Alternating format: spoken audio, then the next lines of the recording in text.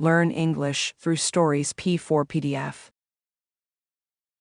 Adapted and modified by Kulwant Singh Sandhu. Contents: The Life and Adventures of Robinson Crusoe, Chapter 2, Slavery and Escape, Part 2. Chapter 2, Slavery and Escape, Part 2. After we had fished some time and caught nothing, for when I had fish on my hook I would not pull them up, that he might not see them, I said to the Moor, "This will not do. Our master will not be thus served. We must stand farther off." He, thinking no harm, agreed, and being in the head of the boat, set the sails, and as I had the helm, I ran the boat out near a league farther, and then brought her to, as if I would fish, when, giving the boy the helm, I stepped forward to where the Moor was, and making as if I stooped for something behind him, I took him by surprise with my arm under his waist, and tossed him clear overboard, into the sea.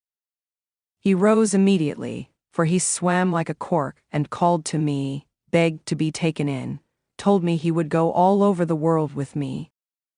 He swam so strong after the boat that he would have reached me very quickly, there being but little wind, upon which I stepped into the cabin, and fetching one of the fowling pieces, I presented it at him, and told him I had done him no hurt, and if he would be quiet I would do him none. "But," said I, "you swim well enough to reach to the shore, and the sea is calm. Make the best of your way to shore, and I will do you no harm. But if you come near the boat I'll shoot you through the head, for I am resolved to have my liberty." So he turned himself about, and swam for the shore, and I make no doubt but he reached it with ease, for he was an excellent swimmer. I could have been content to have taken this Moor with me, and have drowned the boy, but there was no venturing to trust him. When he was gone, I turned to the boy, whom they called Xury, and said to him, "Xury, if you will be faithful to me, I'll make you a great man. But if you will not stroke your face to be true to me, that is, swear by Mahomet and his father's beard, I must throw you into the sea too." The boy smiled in my face, and spoke so innocently that I could not distrust him, and swore to be faithful to me, and go all over the world with me. While I was in view of the Moor that was swimming, I stood out directly to sea with the boat, rather stretching to windward, that they might think me gone towards the strait's mouth, as indeed anyone that had been in their wits must have been supposed to do, for who would have supposed we were sailed on? To the southward, to the truly barbarian coast, where whole nations of Negroes were sure to surround us with their canoes and destroy us, where we could not go on shore but we should be devoured by savage beasts or more merciless savages of humankind. But as soon as it grew dusk in the evening, I changed my course and steered directly south and by east, bending my course a little towards the east, that I might keep in with the shore, and having a fair, fresh gale of wind and a smooth, quiet sea, I made such sail that I believe by the next day, at 3 o'clock in the afternoon, when I first made the land, I could not be less than 150 miles south of Salé, quite beyond the Emperor of Morocco's dominions, or indeed of any other king thereabouts, for we saw no people. Yet such was the fright I had taken of the Moors, and the dreadful apprehensions I had of falling into their hands, that I would not stop, or go on shore, or come to an anchor, the wind continuing fair till I had sailed in that manner 5 days. And then the wind shifting to the southward, I concluded also that if any of our vessels were in chase of me, they also would now give over. So I ventured to make to the coast, and came to an anchor in the mouth of a little river, I knew not what, nor where, in neither what latitude, what country, what nation, or what river. I neither saw nor desired to see any people. The principal thing I wanted was fresh water. We came into this creek in the evening, resolving to swim on shore as soon as it was dark, and discover the country. But as soon as it was quite dark, we heard such dreadful noises of the barking, roaring, and howling of wild creatures of we knew not what kinds, that the poor boy was ready to die with fear, and begged of me not to go on shore till day. "Well, Xury," said I, "then I won't. But it may be that we may see men by day, who will be as bad to us as those lions. Then we give them the shoot gun, says Zuri, laughing, make them run away. Such English Zuri spoke by conversing among us slaves. However, I was glad to see the boy so cheerful, and I gave him a dram out of our patron's case of bottles to cheer him up. After all, Zuri's advice was good, and I took it. We dropped our little anchor and lay still all night. I say still, for we slept none, for in 2 or 3 hours we saw vast great creatures, we knew not what to call them, of many sorts, come down to the seashore and run into the water, wallowing and washing themselves for the pleasure of cooling themselves, and they made such hideous howlings and yellings that I never indeed heard the like. Zuri was dreadfully frighted, and indeed so was I too, but we were both more frighted when we heard one of these mighty creatures come swimming towards our boat. We could not see him, but we might hear him by his blowing to be a monstrous, huge, and furious beast. Zuri said it was a lion, and it might be so for aught I know, but poor Zuri cried to me to weigh the anchor and row away. No, says I, Zuri, we can slip our cable, with the boy to it, and go off to sea. They cannot follow us far. I had no sooner said so, but I perceived the creature, whatever it was, within 2 oars' length, which something surprised me. However, I immediately stepped to the cabin door, and taking up my gun, fired at him, upon which he immediately turned about and swam towards the shore again. But it is impossible to describe the horrid noises and hideous cries and howlings that were raised, as well upon the edge of the shore as higher within the country, upon the noise or report of the gun, a thing I have some reason to believe those creatures had never heard before. This convinced me that there was no going on shore for us in the night on that coast, and how to venture on shore in the day was another question too, for to have fallen into the hands of any of the savages had been as bad as to have fallen into the hands of the lions and tigers. At least we were equally apprehensive of the danger of it. Be that as it would, we were obliged to go on shore somewhere or other for water, for we had not a pint left in the boat. When and where to get to it was the point. Zuri said if I would let him go on shore with one of the jars, he would find if there was any water, and bring some to me. I asked him why he would go. Why I should not go, and he stay in the boat.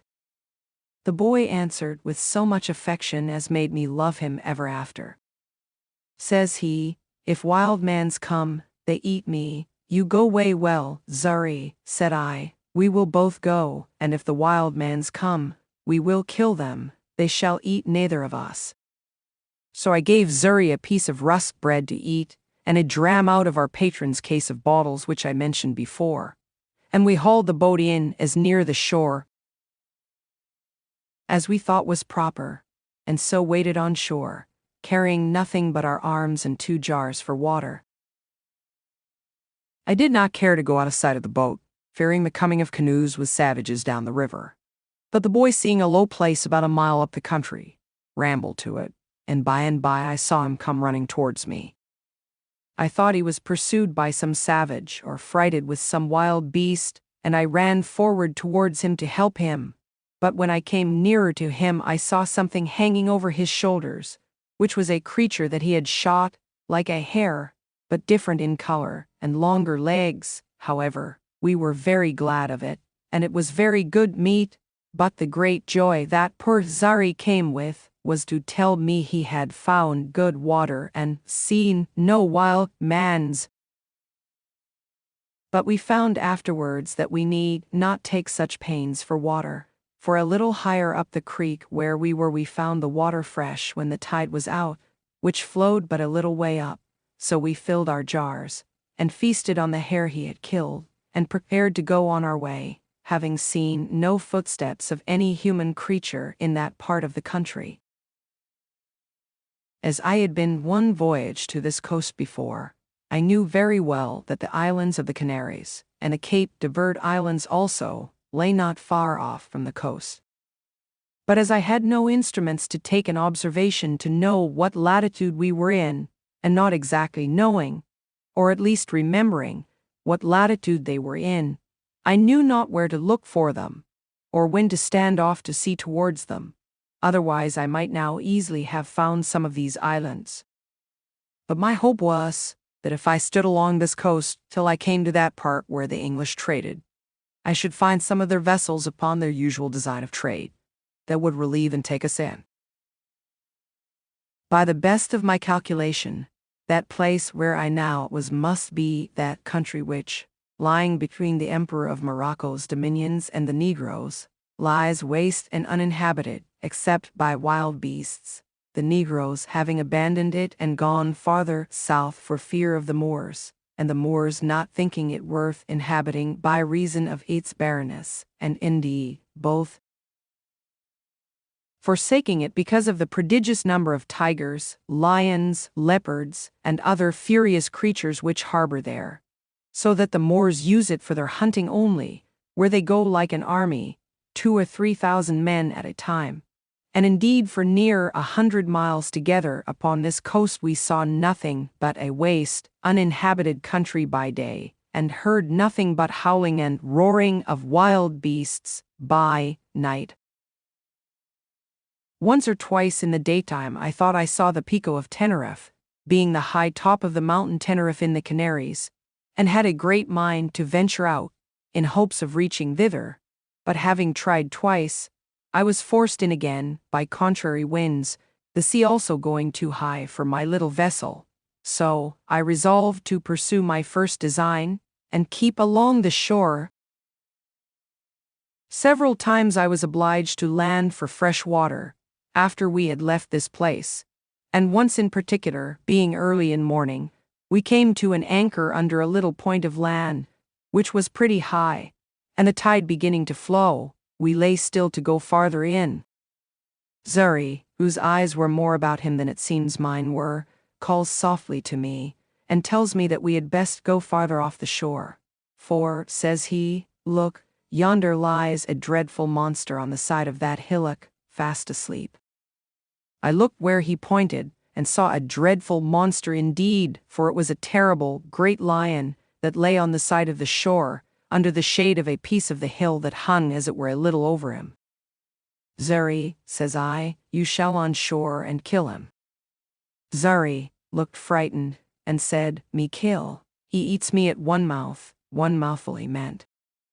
However, I said no more to the boy, but bade him lie still, and I took our biggest gun, which was almost musket-bore, and loaded it with a good charge of powder, and with 2 slugs, and laid it down. Then I loaded another gun with 2 bullets, and the third, for we had 3 pieces, I loaded with 5 smaller bullets.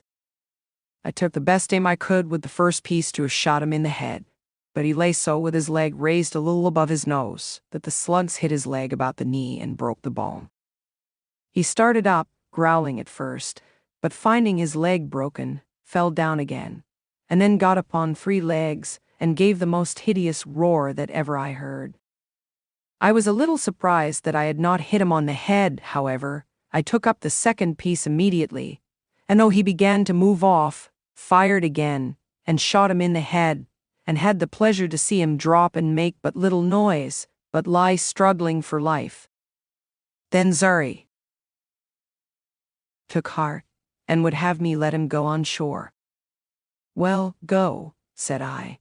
So the boy jumped into the water and taking a little gun in one hand, swam to shore with the other hand, and coming close to the creature, put the muzzle of the piece to his ear, and shot him in the head again, which dispatched him quite. This was game indeed to us, but this was no food, and I was very sorry to lose 3 charges of powder and shot upon a creature that was good for nothing to us. However, Xury said he would have some of him, so he comes on board, and asked me to give him the hatchet. For what, Xury, said I, me cut off his head, said he. However, Xury could not cut off his head, but he cut off a foot, and brought it with him, and it was a monstrous great one. I bethought myself, however, that, perhaps the skin of him might, one way or other, be of some value to us, and I resolved to take off his skin if I could. So Xury and I went to work with him, but Xury was much the better workman at it, for I knew very ill how to do it. Indeed, it took us both up the whole day, but at last we got off the hide of him, and spreading it on the top of our cabin, the sun effectually dried it in 2 days' time, and it afterwards served me to lie upon.